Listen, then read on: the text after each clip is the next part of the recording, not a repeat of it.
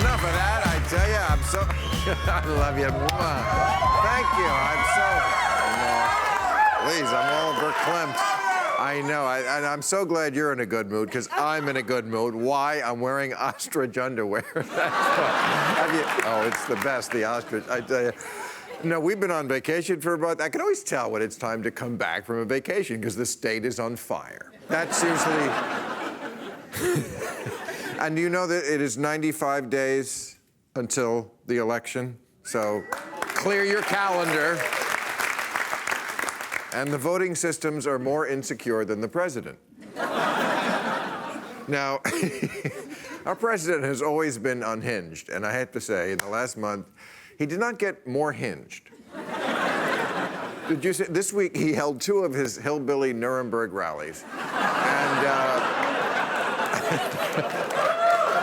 And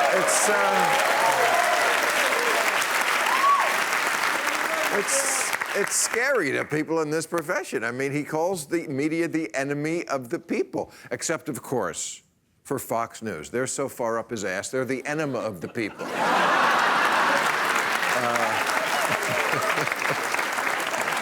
Yeah, from now on, collusion, not a crime, but journalism apparently is. We live in a country now where reporting reality gets attacked because it threatens the fantasy world created by the cult leader.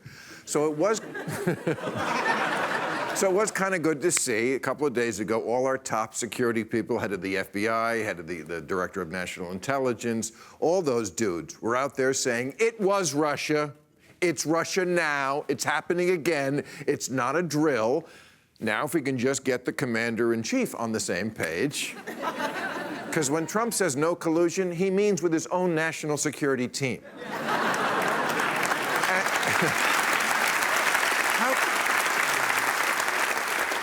How can these people expect to do their job when the president himself is tweeting, as he did a couple of days ago, that the Attorney General has to stop this rigged witch hunt with Russia? What happened to, I can't comment on an ongoing investigation? Remember those days?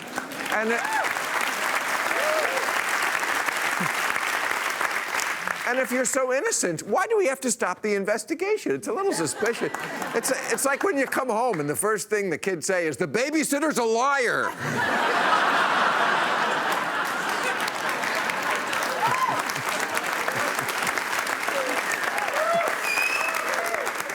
How would I know that?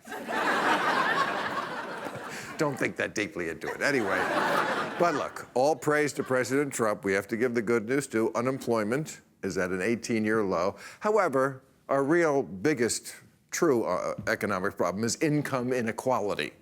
And that's not getting better. Still, no reason for what happened this week. Someone cut one of Betsy DeVos's yachts loose. It's true, but it's okay, she has 10. Yes, now comes the real challenge for Betsy DeVos, subtraction.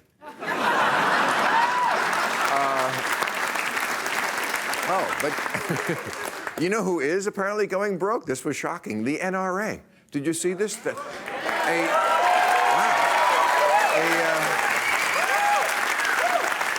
A recent court filing was made public, and they are in such grave financial trouble. They said they've already lost all their insurance coverage, and they soon may be unable to exist. No,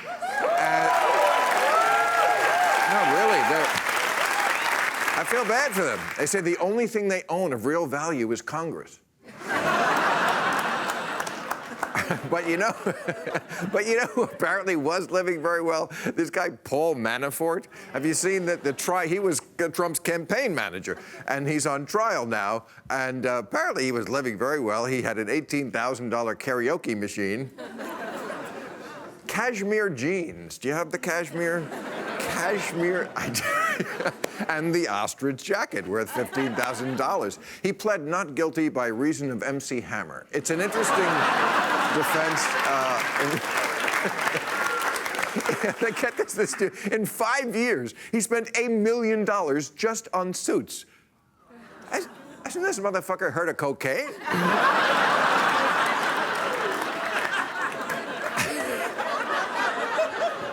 But listen, we're in California. California has... Okay, well, we don't have to gloat. But we are the leader of the resistance. We do get a lot of shit. People make fun of us, and fuck them, because we are the leader of the resistance. Yes. Leader of the resistance, and also something we did a long time ago, mileage standards for cars. Because we are so big, we raised mileage standard, and the automakers, they were forced to make their cars in line, because you can't not sell cars in a state with 40 million people. So naturally, Trump now is trying to get rid of the standards for cars. And he says it will save lives. I could not make this up. He said, listen to the logic. If your car gets bad mileage, you'll drive less and have less of a chance to get into an accident. Yes, Trump is claiming he is doing this for safety reasons. Always the #1 concern of the man who fucks porn stars without a condom. That's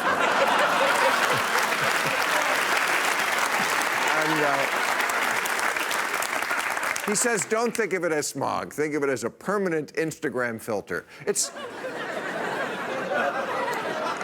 But, okay, the last thing that I must report to you, I don't want to, but this happened this week, and it was kind of a big story. I learned a new word. I didn't want to. But that word is QAnon. Because we saw this at the Trump rally. All the people, not all the, but a lot of them wearing these two there. Q, and we're with Q. We're all Q. At first I thought, oh, great, Republicans have finally come to terms with their sexuality. But no. This is a big movement on the right. See, we don't hear about these things because we're not crazy, but see, Q is a person, a member of the deep state, way high up in the deep state, but now he's turning on them, and he's revealing that the world is run by a giant pedophile ring. Really.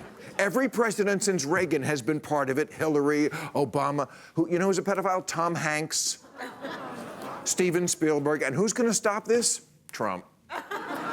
Trump. Because who is more qualified to stop pedophilia than the creep who used to walk in on Miss Teen USA pageants?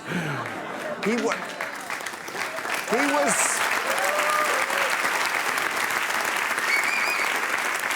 wasn't being a creep. He was looking for pedophiles. He's the Serpico of child molesters. Trump loved those girls like they were his own daughter.